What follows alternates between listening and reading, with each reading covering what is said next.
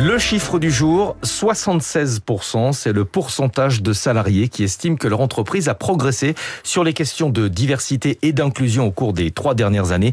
Le chiffre est issu du baromètre diversité et inclusion en entreprise. Il est réalisé par l'Institut BVA pour AFL Diversity. Bonjour Adrien Figula-Le Thor. Bonjour.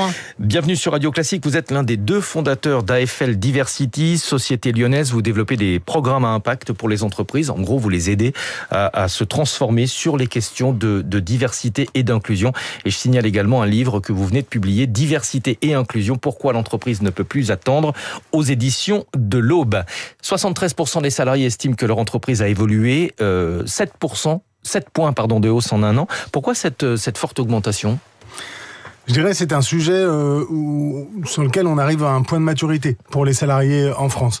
Ils se rendent compte aujourd'hui des efforts qui sont faits par les entreprises pour mieux inclure toutes les diversités, mieux les accueillir, faire finalement que chacune et chacun puisse être elle-même quand elle vient travailler le matin. Donc ça se voit. Mais est-ce que les entreprises avancent par conviction ou est-ce qu'elles le font un petit peu contraintes parce que la réglementation est devenue plus contraignante ? Alors je dirais c'est plusieurs facteurs.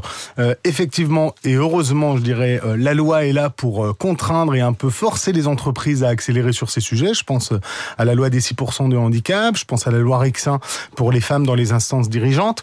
Et heureusement que ces lois sont là pour faire avancer. Après, il y a évidemment le fait de vouloir simplement que ces salariés se sentent bien. Et quand on dit se sentent bien, finalement, c'est aussi soit plus performant, puisqu'un salarié qui est bien dans ses baskets est un salarié qui va mieux travailler. Et puis les jeunes sont très en demande de travailler dans des entreprises qui sont engagées de manière sociale et sociétale. Et donc les entreprises y vont et accélèrent. Oui, ça permet de donner du sens, davantage de sens à la marque employeur. Est-ce qu'il existe en matière de diversité et d'inclusion un phénomène de washing, comme le greenwashing, c'est-à-dire les entreprises annoncent des engagements, mais en pratique, elles ne sont pas toujours exemplaires?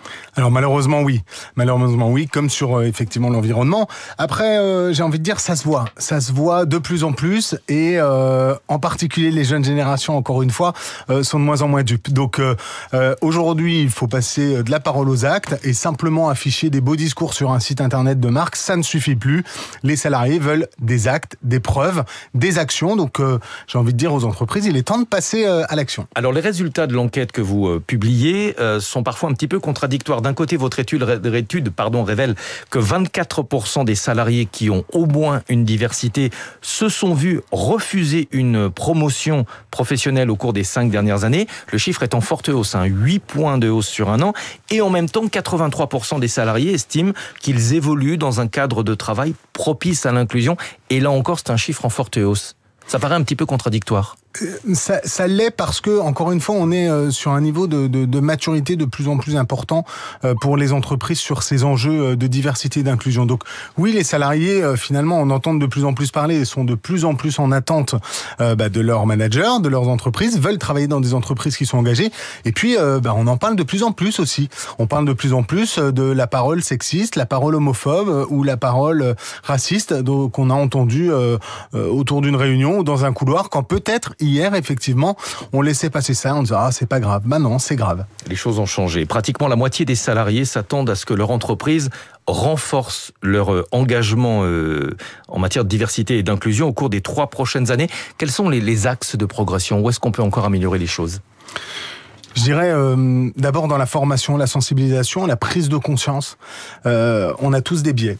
Et les biais font que nos décisions, on les prend pas forcément et tout le temps de manière très objective. Ça nous amène à avoir des stéréotypes, des préjugés, et donc à prendre des décisions qui sont biaisées et qui sont pas équitables. Donc former, sensibiliser, et puis les rôles modèles aussi. C'est important que les dirigeants, dirigeantes puissent montrer qu'elles sont issues de la diversité, qu'elles ont un handicap invisible, ne pas le cacher, et puis qu'elles puissent aussi faire connaître cet engagement. Et c'est vraiment un appel aux dirigeantes et aux dirigeants aujourd'hui. Prenez la parole sur ces sujets, c'est important. L'exemple arrive par le haut, il doit venir du sommet de l'entreprise, vous le dites notamment dans votre ouvrage Diversité et inclusion, pourquoi l'entreprise ne peut plus attendre, aux éditions de l'Aube. Merci beaucoup d'être venu ce matin sur Radio Classique. À suivre la matinale.